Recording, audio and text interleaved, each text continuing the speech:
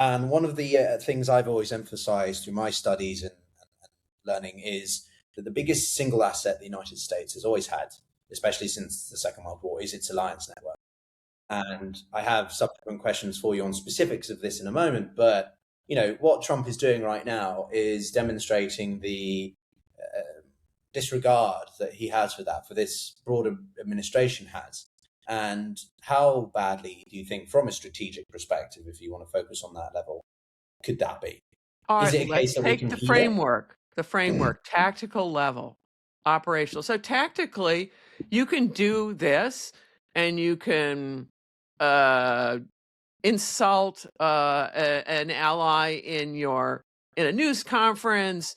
You can raise tariffs on them. You can do all these things, right? Tactically, and then you can go tactically, operationally. You look like you're really powerful, right? Because you're just doing these fiats on other people.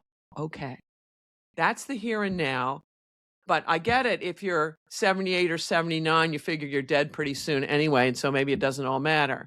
But for people your age, where these strategic effects will play out, well, think about it. You're in Europe. I presume every European is trying to organize around this. This creates the most profound incentive system for Europeans to streamline their institutions, to cooperate ever better than before, and with other countries, and also to pay back the United States on trade. So I'll give you an example with Canadians.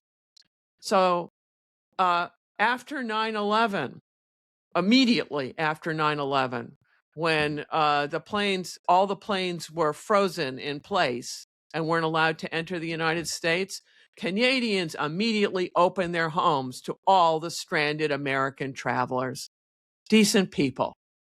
And Americans, if you ask them, do you have any problems with Canadians? I did it in Texas, which is it's a red state. And the only thing someone could think of in that audience was, well, they always beat us at hockey. No one can think of anything that a Canadian has done to them. Well, for Canadians, they aren't going to forget this for the rest of their lives. And if things go well, people your age should have good, long lives. Where already in New England, where tourism is taking a hit. What is it, Jim Beam, which is a bourbon maker or something? They shut down production for a year because Canada's not buying. And this will be permanent. It won't end with this administration. So the strategic effects of these, it's like Pearl Harbor. It looked great that day from the Japanese point of view. The emperor was running around with his naval attaché, feeling really good.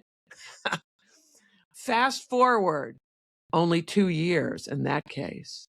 It was looking really ugly. Fast forward 4 years, and the country was leveled. So Americans think that terrible tragedies can't happen. We live in an era of precision nuclear strike. No one's immune. So better to avoid a hot war than to get in one. And the problem with backing each other in the corner, and we've got reckless dictators all over the world in very important places, China and Russia. If a hot war spikes, the loser is may well decide to launch a nuke to make their last day your last day.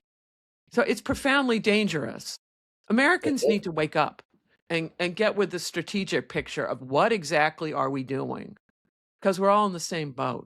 We will go down together. There are some who would argue that once the Trump administration is replaced by a more constructive one, say Gavin Newsom runs and wins, and this is my problem with Europe. I agree with your assessment in that we need to wake up to the realities of what we're facing, but there seems to be a bit of a European picture which is sort of hold out for a return to some degree of normalcy. Okay. I teach strategy, and one of the things one tells students all over and over again, hope is not a strategy. These are fond hopes. I hope I'm wrong. I hope what you're telling me is right. But I'm just following the evidence, and my recommendation to everyone is all of us believe certain incorrect information to be true. The problem is most of us don't know what the incorrect information is. So I believe what I'm telling you is accurate. It could be totally it can be inaccurate, and I will reassess, and I would be happy to say I was totally wrong. I thought it was a disaster, and it turns out wonderful things are around the corner. And if we all get together, wonderful things will be around the corner.